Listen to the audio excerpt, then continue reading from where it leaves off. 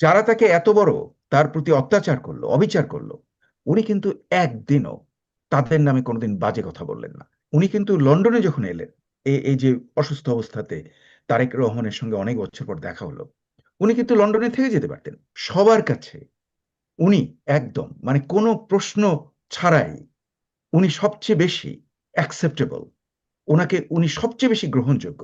আপনি লক্ষ্য করে দেখুন যে সৌদি আরবিয়া তার জন্য কত বড় অফার দিয়েছিলেন, কিন্তু রাইট। না, ম্যাডাম খালেদা জিয়া উনি উনি উনি হলেন মাটির, উনি মিডল ইস্টে যে কোনো দেশে গিয়েই কিন্তু যে কোনো ভাবেই থাকতে পারতেন। খুবই না চালাক রাজা, যে ওনার নামে যে করাপশন চার্জ দিয়েছে, আপনি চিন্তা করে দেখুন যে হোয়াট ইজ দ্যাট।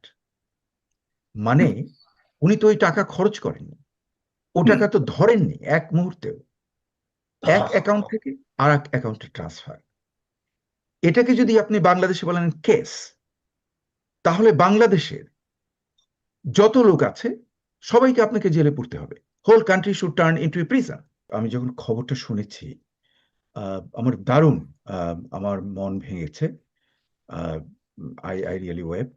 কারণ আমি ওনার সঙ্গে অনেকবার দেখা হয়েছে আমার।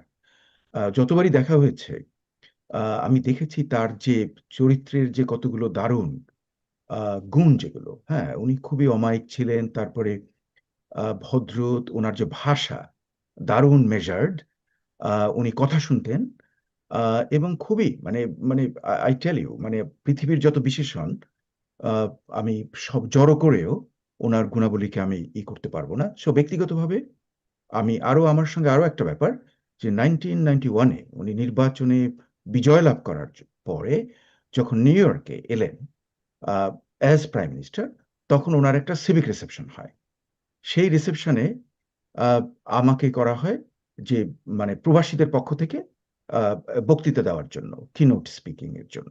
And that what I did. তখন এরপর থেকেই তার সঙ্গে আরো বেশ অনেকবার দেখা হয়েছে, এবং প্রতিবারই আমি মুগ্ধ হয়েছি। আহ, উনি অসুস্থ ছিলেন আমি জানতাম, কারণ আমার বাসায় তো আমার আমার স্ত্রী ডাক্তার।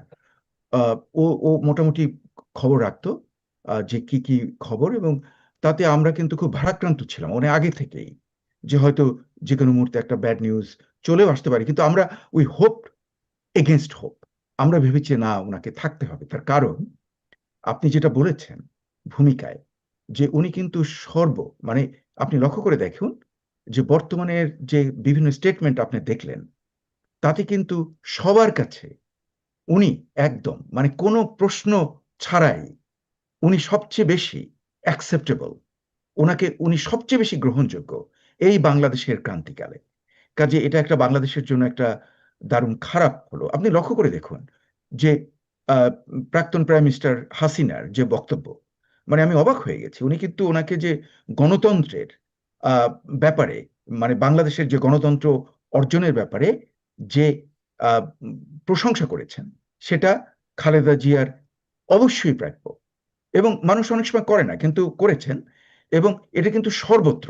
তারপরে দেখুন যে দেশের ভেতরে যে হচ্ছে, কাজে এটা আমাদের জন্য একটা বিরাট মানে হয়েছে। কিন্তু আমি দুঃখের মধ্যেও আমি কিন্তু সবসময় একটা আশাবাদী লোক। আমি যা দেখছি যে তার এই যে মৃত্যু যে হয়েছে, উনি ইন্তেকাল করেছেন, এবং আমি প্রথমে বলবো ইন্না লিল্লাহি ওয়া ইন্না ইলাইহি রাজিউন। এবং আহ, আল্লাহ যেন ওনাকে ভেস্ত নসিব করেন, উনি যেন জান্নাতুল ফেরদৌসে ওনার যাতে হয় বাস আহ, চিরকাল ধরে।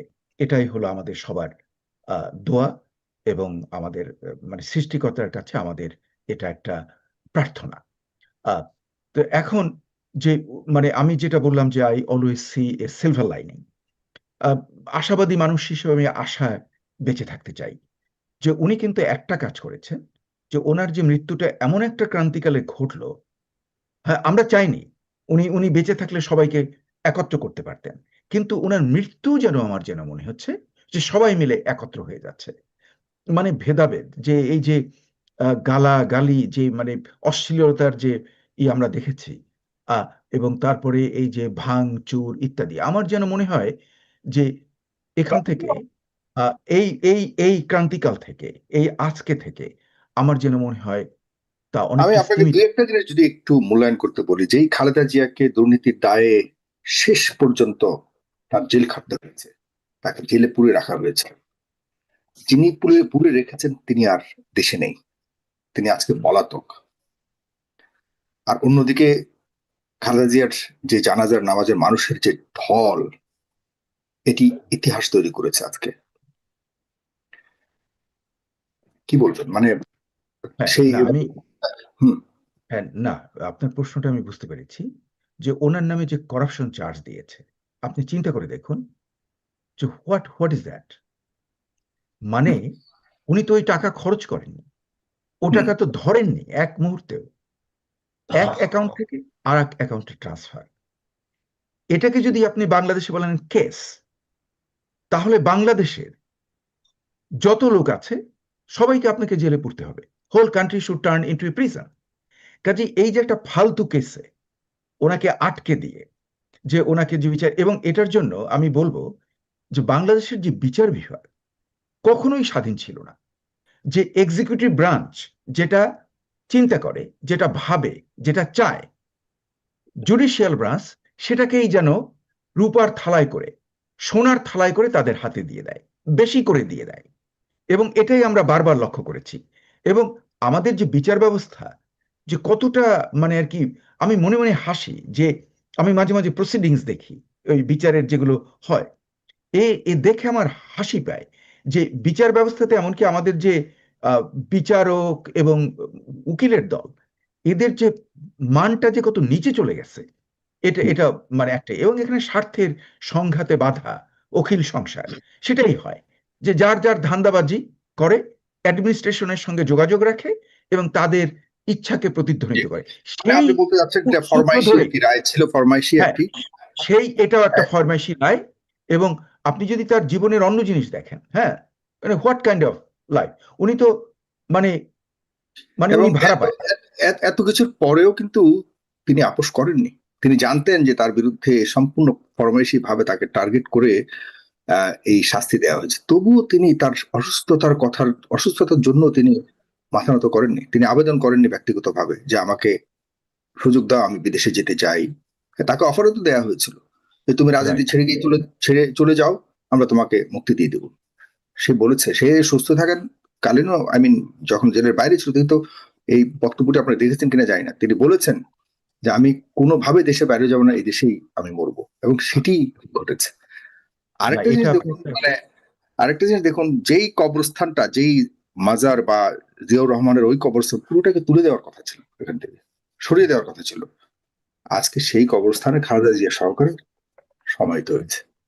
না, না, ওনার যে ওই যে আপনি প্রথম অংশটায় যে বললেন, এই এই সেগমেন্টে যে হুম, উনি দেশের উনি দেশে থাকতে চেয়েছেন, এই জিনিসটা উনি কিন্তু লন্ডনে যখন এলেন, এই যে অসুস্থ অবস্থাতে তারেক রহমানের সঙ্গে অনেক বছর পর দেখা হলো, উনি কিন্তু লন্ডনে থেকে যেতে পারতেন, কিন্তু না, উনি এক্স্যাক্টলি। আবার দেশে, এই যে দেশের প্রতি তার যে একটা মায়া। এবং আমরা লক্ষ্য করেছি যে 111-এর সঙ্গে সময় তারা কিন্তু বারবার চেষ্টা করেছে তাকে দেশ থেকে বাইরে পাঠিয়ে দেওয়ার জন্য, এবং তার জন্য অফার ছিল পৃথিবীর চারিদিকে, সর্বত্র। আপনি লক্ষ্য করে দেখুন যে সৌদি আরবিয়া তার জন্য কত বড় অফার দিয়েছিলেন, কিন্তু রাইট। না, ম্যাডাম খালেদা জিয়া উনি উনি উনি হলেন মাটির।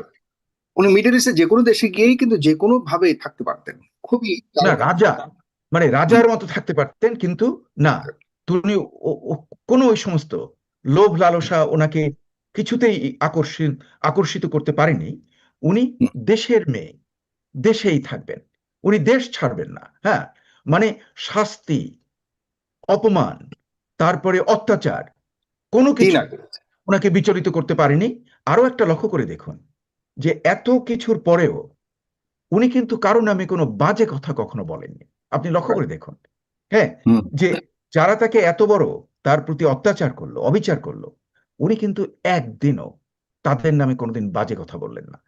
এই যে জিনিসগুলো, আহ, এটা কিন্তু তার যে একটা চরিত্রের একটা বিশাল জিনিস, এটা এটা ইভেন বিশ্বের জন্য ইভেন 24-এর পর উনি এতদিন যে বেঁচে ছিলেন, কোনো বক্তব্যে তিনি শেখ হাসিনাকেও নিয়েও কটূক্তি করেনি, কোনো ন, বক্তব্যে। উনি উনি এত ও বছর ধরনের জেল। করতেন না। হুম, না, না, আমি একবার তার একটা মানে তখন উনি বিরোধী দলের নেত্রী, এবং তখন থাকছেন মিন্টো রোডে। তো ওখানে আমি একবার মানে আমাকে ডক্টর খন্দকার মোশাররফ এবং মঈন ভাই বললো যে তুমি আসো। তো আমি ওনাদের সঙ্গে গেলাম ওখানে। Hmm, in fact I went there with Khandakar Mosharraf হোসেনের গাড়িতে গিয়েছি।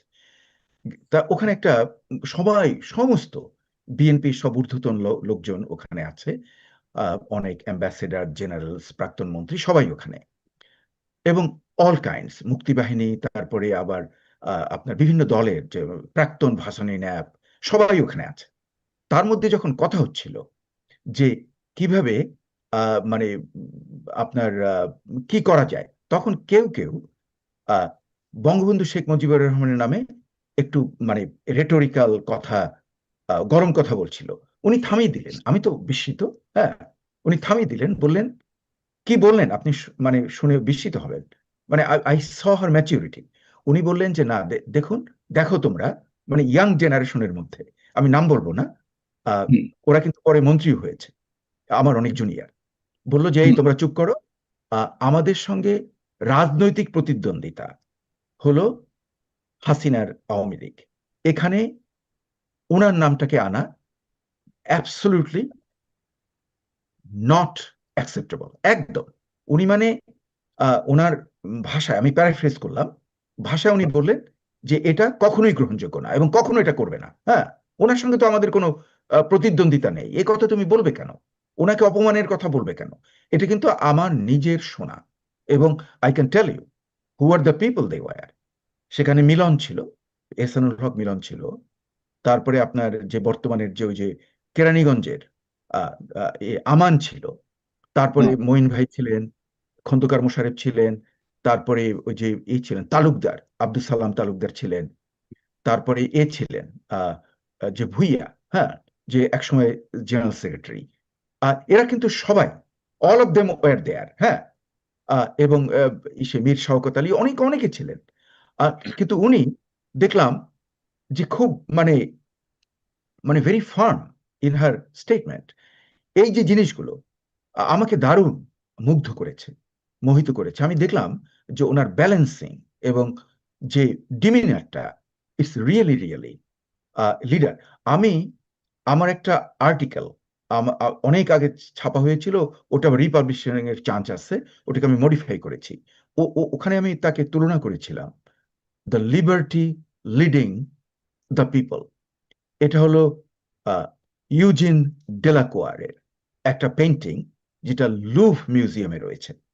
এবং ওটা ছিল ফ্রেঞ্চ রেভলিউশনের সিম্বলিফিকেশন।